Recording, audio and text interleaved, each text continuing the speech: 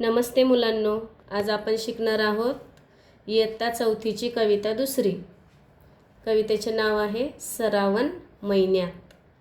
श्रावण म्हणजे काय तर श्रावण, आणि महिन्यात म्हणजे काय तर महिन्यात। ही जी कविता आहे या कवितेचे कवी आहेत लोकराम शेंडे, आणि ही कविता आपल्याला साध्या आणि गावरान भाषेत सांगितलेली आहे, गावाकडच्या भाषेत। तर आपण जरा शुद्ध भाषेत शिकूयात। चला तर मग तयार आहात ना? श्रावण महिन्यात होते मोठाच नवल।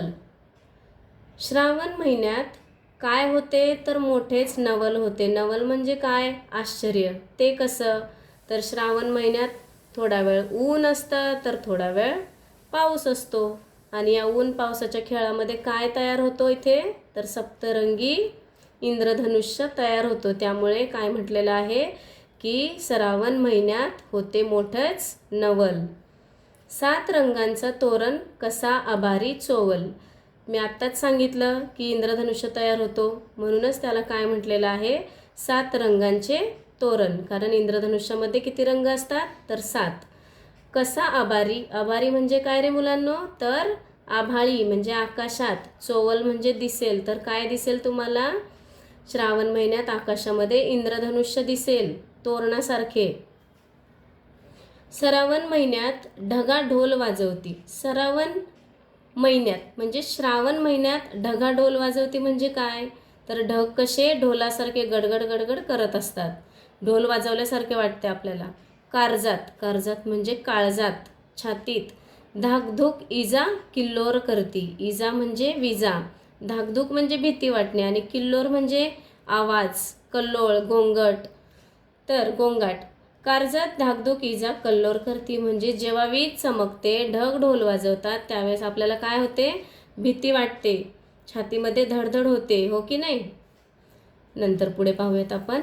श्रावण महिन्यात पाका फुलवते मोर। पाका म्हणजे काय रे तर पंख। फुलवणे तुम्हाला माहितीच आहे, आणि मोरही माहिती आहे। तर श्रावण महिन्यात पंख कोण फुलवते तर मोर। पंख म्हणजेच त्याचा पिसारा।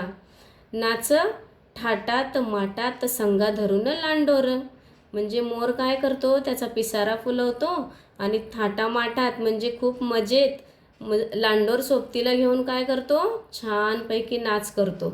समजलं? पुढे पाहूयात।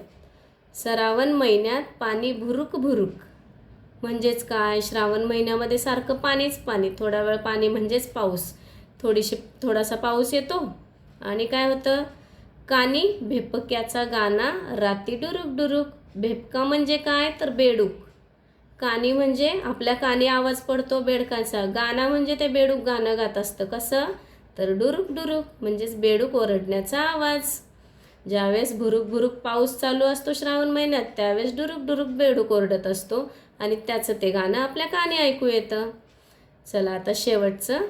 श्रावण महिन्यात झाला पाणी भोवत आलं। तर श्रावण महिन्यात काय होतं? सगळीकडे पाणीच पाणी, आपल्या अवतीभोवती आपण सगळीकडे काय पाहतो तर पाणीच पाणी। धारा नाचत नाचत थेंबा धरतेत ताल, म्हणजेच काय तर पावसाच्या धारा नाचतात आणि काय करतात थेंब थेंब धरतेत ताल। ताल धरूनी पाऊस पडत असतो, नाचत नाचत पाऊस पडत असतो, आणि सगळीकडे पाणीच पाणी होत असते। असा हा श्रावण महिना म्हणजेच सर्व मराठी महिन्यांचा राजा मानला जातो। तर आवडली का तुम्हाला ही कविता? कशी वाटली? Thank you.